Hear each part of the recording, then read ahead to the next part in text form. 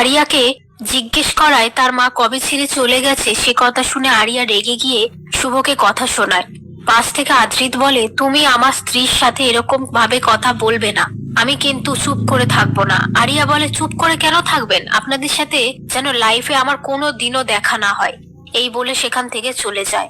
এরপর আদ্রিত শুভকে বলে, মেয়েটা এরকম?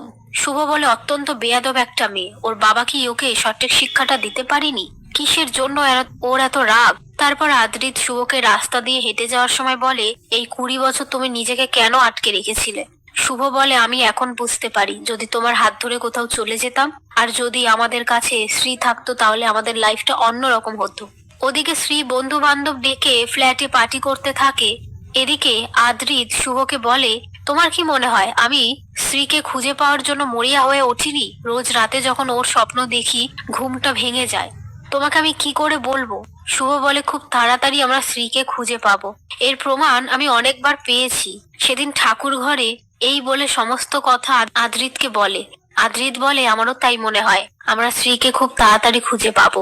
ওদিকে শ্রী বন্ধু বান্ধবদের সাথে মদ সিগারেট নিয়ে পার্টি করতে থাকলে সেটা ফ্ল্যাটের লোকজন এসে দেখে স্ত্রীকে কথা শোনাতে থাকে। আর পুলিশের ভয় দেখালে স্ত্রী বলে, আমি আমার ড্যাডকে এক্ষুনি ফোন করে সব বলবো, আপনারা আমার কিচ্ছু করতে পারবেন না।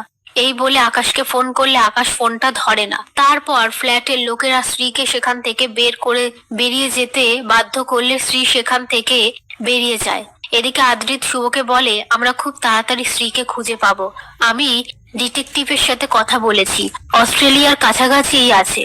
ছোটবেলায় ওকে কেউ তুলে নিয়ে গিয়েছিল কিনা সেই নিয়ে বিষয়টা দেখবেন বলেছে। শুভ বলে, তুমি সত্যি বলছো আদি? আমরা আমাদের স্ত্রীকে খুঁজে পাবো?